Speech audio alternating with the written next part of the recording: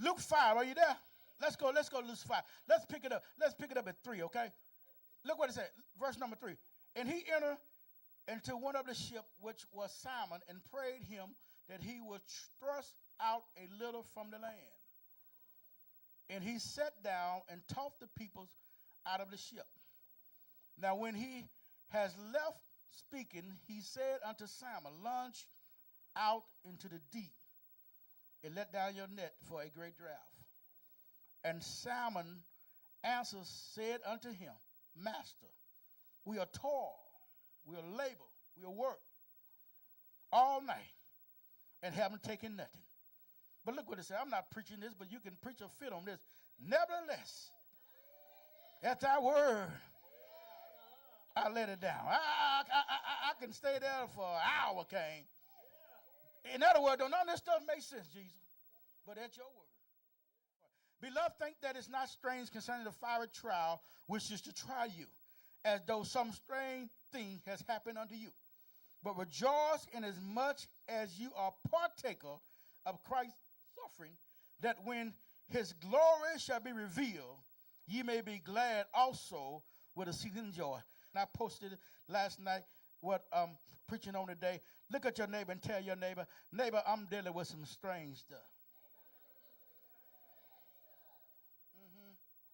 There's some strange stuff going on around here.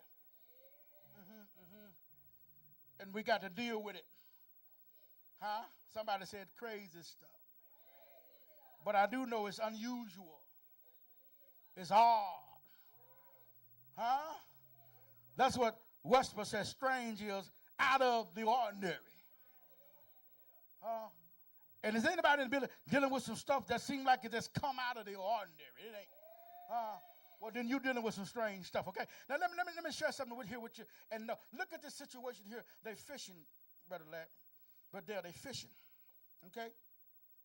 And so that's different gospel writer, Carla, record this setting. But I'm dealing here with Luke, and it's also recorded in John. They talking about fishing here. And I don't know if I got any fishermen in here or not, but I love to do it. They out on the boat. And when the sea is calm, Sister Kelly, ideal environment for fishing. Georgia's nighttime looks like a cooler today. The sun has gone down. It's perfect atmosphere that's for fishing. And if you ever fish, then you want things to be, Daniel, I know you do a little bit of it. This is a great time. But nothing is happening. To the fact, Sister Rika, the Bible say they folded up their nets. Getting ready to leave for the evening. Brother Bill, haven't caught anything. Getting ready to leave for the evening. And here come Jesus. And this is when it's out of the ordinary thing. This strange stuff begin to work here because we had the perfect environment and setting for fishing. Nothing was happening. Nothing was going on. Then Jesus come along and tell us, let's launch out on the other side in the deep. And look what happened. Look at somebody. That's some strange stuff. Now let me get to the happy part in this right here. I can tell the way some of y'all acting you haven't got this far. Because some of you threw in your towels after thinking of the strange stuff. And some of the stuff that was strange entertained your thoughts. So you didn't get to verse 13. Because if you got to verse 13, I wouldn't be having no trouble out of you. Because 13 lets you know it ain't got nothing to do with you at all. Look what it said. But rejoice inasmuch as you are partaker of Christ's suffering, that when his glory be revealed, you may be glad also with a seeing of joy. I'm not preaching that it don't affect you. I'm not preaching that it don't bother you. But I am preaching that you got to understand that when it comes against you, your God is glorified. Give me a minute to explain that to you. What that simply say, that whatever somebody false accused or put on you, Jesus your rescue. And what it simply means that when you're suffering, he comes to aid you, and by him aiding you, he's glorified.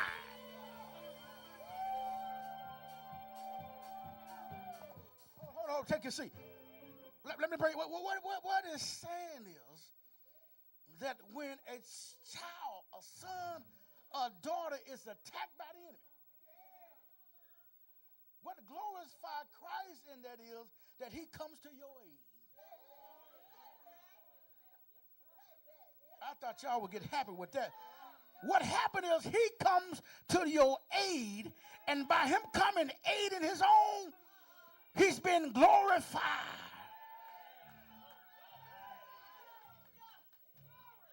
And that's why we have exceeding great joy. Because it makes no difference what you put out on me. In the midst of me going through, he's going to dispatch angels. He's going to come himself, Sister Cain, and baby, let him talk. Let him talk. Let him talk. Let him talk. But baby, the more they talk about you, the more he's going to come to your rescue.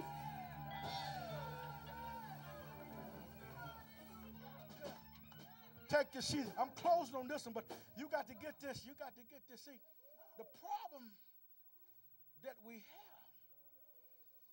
somewhere you went in class when they taught you or told you that the battle is not yours. Oh, I feel it coming up on that one. Because, see, you didn't get that revelation. And because of that, Sister Eureka, we perish because we didn't get the revelation of that. Well, how do you know, Apostle? I know. Because the first time you hear something on you that's untrue, you want to straighten it out. The first time you get it, you want to go down to the source of it. You want to try to find the root of it. You're spending all your time trying to chase a lie. Bishop told us 15 years ago, you can't chase a lie. So you might as well leave it alone. Make no difference who said it or whatever. You see, your problem is you trying to fix it yourself. You're going to straighten out. And I come to tell you, when you find the root of it, you're going to sin. Because the first thing you're going to do, get on your telephone. Take a seat. Yeah, I know what it is. That's your biggest problem now. You're trying to fix stuff. When he said, count of joy, that you partake in his suffering. I say it all the time. Maybe this scripture may shed some light on what you say. I mean, every now and then, a good lot of good.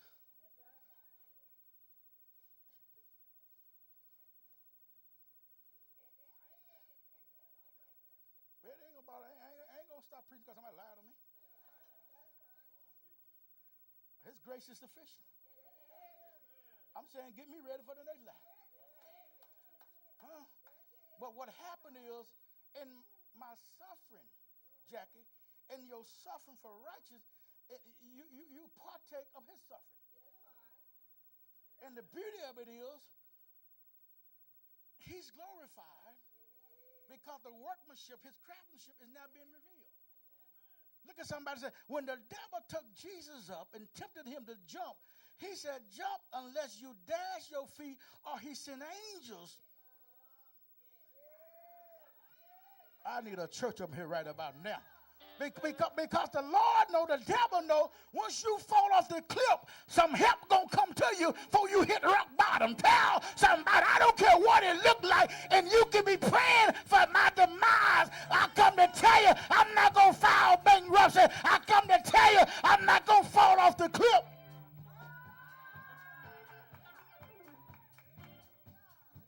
Take your seat. See, the devil quit praying for your demise.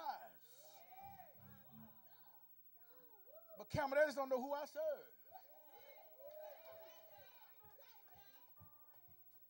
Huh? The beauty of the fishing story was, Larry, they quit fishing. They fold up their net. But look at your neighbor and tell your neighbor, they didn't leave the pond. Whoa, whoa, Lord. Can I say they didn't leave the lake?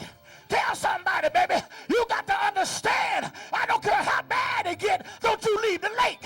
I don't care how bad you get, don't you leave the pond, because what you fishing for.